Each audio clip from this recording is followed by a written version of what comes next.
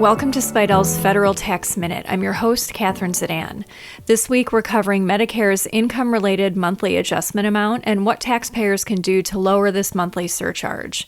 Sign up for Spiedel's 2025 Summer Tax Webinar, which will cover retirement plan options for employers and maximizing profits in your tax practice, plus more.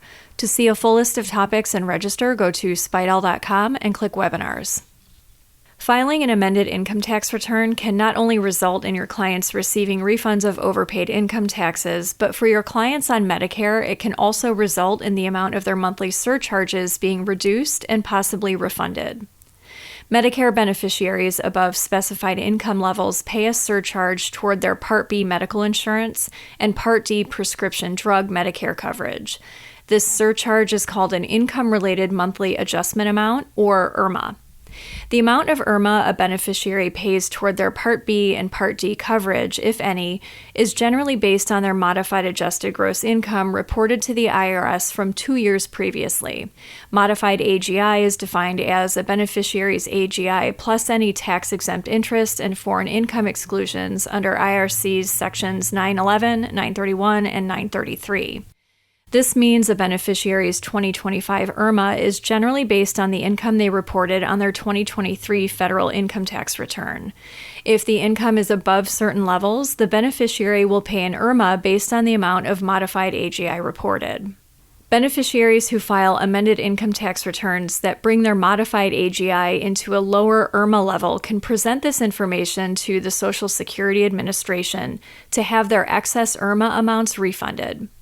The amended return has to be filed within 3 calendar years following the close of the tax year for which the amended income tax return was filed.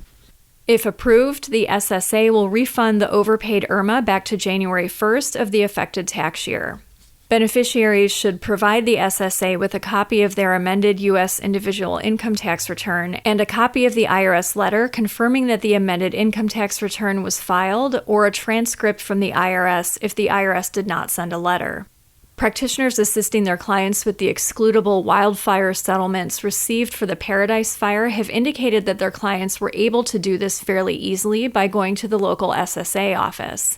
However, the SSA office has stated that the Medicare beneficiary or their representative can also do this by calling 800-772-1213. Unlike the procedure for the life-changing event adjustments, there is no form provided on the SSA website to submit. Having excess IRMA payments refunded is a huge issue for taxpayers who received large wildfire settlements that were made excludable retroactively by the Federal Disaster Tax Relief Act. The FDTRA excluded qualified wildfire relief payments received by any individual during the 2020 through 2025 tax years. Because this wasn't enacted until late 2024, many taxpayers had already included this income in their AGI for prior years, which resulted in significant increases in their Medicare IRMA amounts paid. Now, when taxpayers file amended returns to exclude these settlements, they can provide copies of the amended return to the SSA to have their overpaid IRMA refunded. The same would also be true for the East Palestine train derailment payments paid to the train derailment victims that were excluded by the FDTRA. We covered this topic in a recent issue of Spiedel's Federal Tax Letter, a monthly newsletter plus a searchable online archive of back issues that keeps you at the leading edge of the federal tax issues that impact your clients. You can get more details and subscribe at spiedel.com under Publications. That's all for this week. Join us next time for another episode of Spiedel's Federal Tax Minute.